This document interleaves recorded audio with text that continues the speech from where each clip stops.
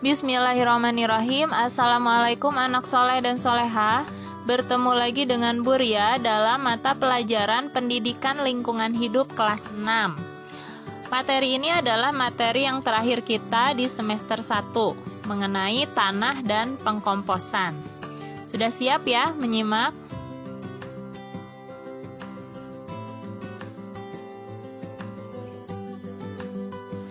Tanah adalah bagian kerak bumi yang tersusun dari mineral dan bahan organik.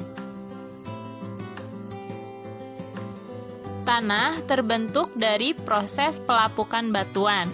Jadi, kalian sekarang sudah tahu bahwa tanah itu terbentuknya dari apa? Tanah ini terbentuk dari pelapukan batuan.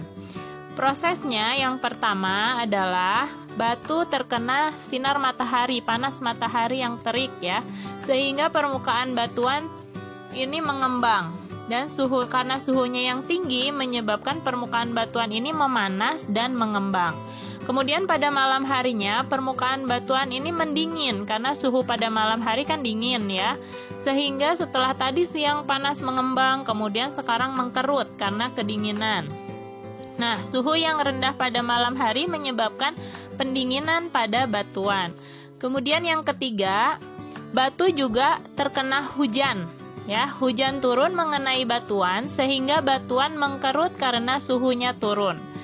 Nah, kemudian yang keempat, bagian luar batuan ini mengalami retak-retak karena tadi dia terkena panas, terkena dingin, terus-menerus setiap hari, terkena hujan.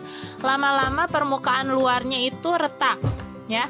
Setelah retak-retak, permukaan batuan itu akhirnya hancur, ya, menjadi pecahan-pecahan batuan. Seperti nomor 5 ini, hancuran batuan atau hasil pelapukan menjadi tanah, ya. Nah, ini nomor 6 adalah foto tanah baru dari hasil pelapukan. Jadi, bumi kita ini sebagian besar ini adalah batuan. Nah, batuan yang melapuk inilah yang merupakan tanah yang kita pijak, kita gunakan setiap hari ya. Tahukah kamu bahwa tanah yang kita pijak ini terdiri dari 4 lapisan? Ada lapisan apa saja? Simaklah video berikut ini. Yang pertama adalah lapisan induk. Lapisan induk berada pada lapisan paling bawah, terdiri dari materi anorganik, dari pecahan batuan dan tidak mengandung humus. Humus itu apa? Humus adalah zat hara yang membuat tanah tersebut menjadi subur. Jadi lapisan induk ini sama sekali tidak subur ya, karena terbentuk dari pecahan batuan yang tidak mengandung humus. Kemudian lapisan kedua yaitu adalah lapisan bawah. Lapisan bawah merupakan lapisan batuan yang mulai melapuk dan sudah tercampur dengan tanah endapan di atasnya atau tanah liat ya, berwarna coklat. Kemudian lapisan selanjutnya adalah lapisan tengah. Lapisan tengah ini terletak tepat di bawah topsoil dengan ketebalan 50 cm sampai dengan 1 meter. Terbentuknya dari campuran pelapukan yang terletak di lapisan di bawah terbawa air dan mengendap. Ya, kemudian lapisan yang keempat adalah lapisan atas. Nah, lapisan atas ini merupakan lapisan yang kedalamannya 30 cm, sering disebut dengan istilah topsoil. Lapisan inilah yang paling subur karena mengandung bahan organik dan ini baik untuk pertumbuhan-tumbuhan, ya. Nah, bisa kita perhatikan banyak ditumbuhi oleh tumbuh-tumbuhan. Itulah tadi 4 lapisan tanah. Nah, kemudian apa sih ciri-ciri tanah yang subur? Yang pertama, lapisan humusnya tebal. Jadi seperti tadi Ibu bilang, humus itu adalah unsur hara dalam tanah yang didapat dari bahan organik yang telah membusuk. Bahan organik yang telah membusuk itu seperti apa?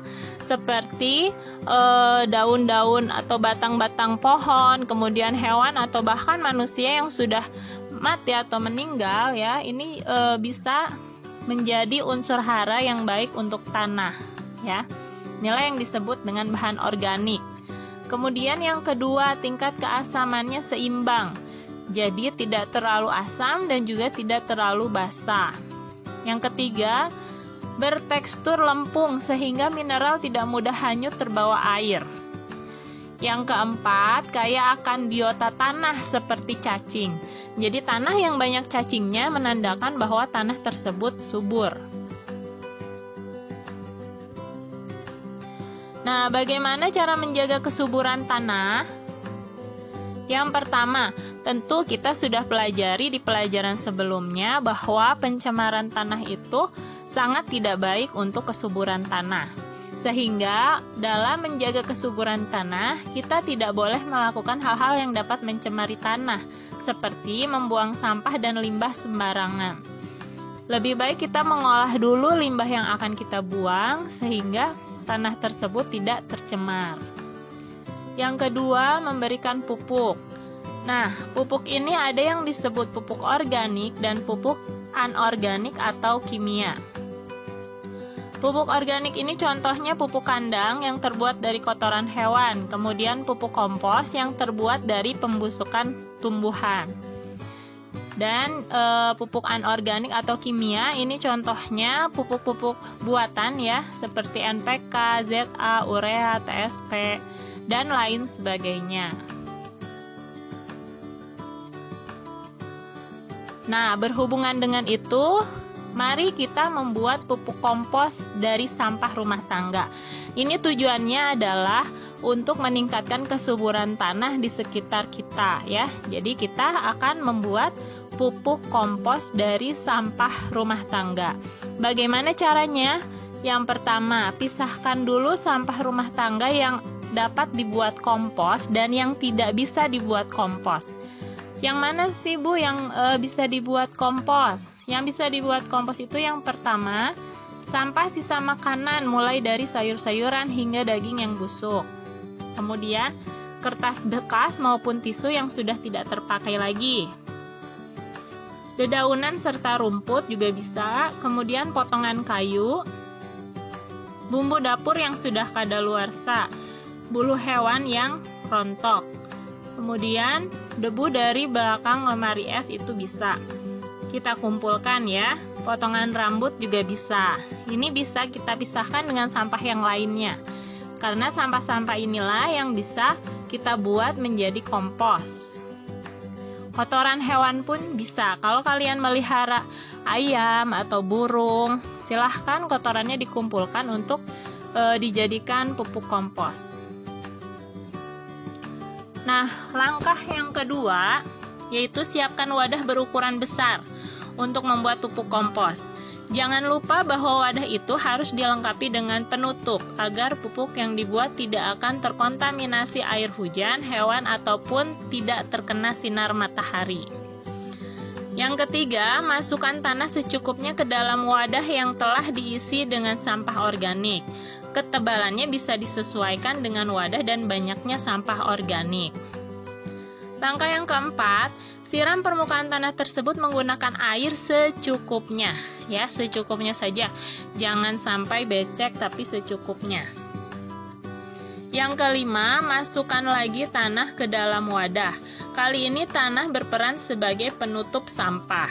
Kemudian ditutup wadah tersebut dengan rapat dan biarkan sekitar 3 minggu. Nah, kemudian pupuk kompos siap digunakan untuk menanam. Nah, tanah yang sudah tercampur dengan sampah tadilah yang bisa sangat baik kita gunakan untuk menanam tanaman baik di pot maupun di halaman rumah. Siap ya, silahkan dicoba. Ibu tunggu laporannya berupa foto grid langkah-langkahnya di classroom. Terima kasih perhatiannya. Wassalamualaikum warahmatullahi wabarakatuh.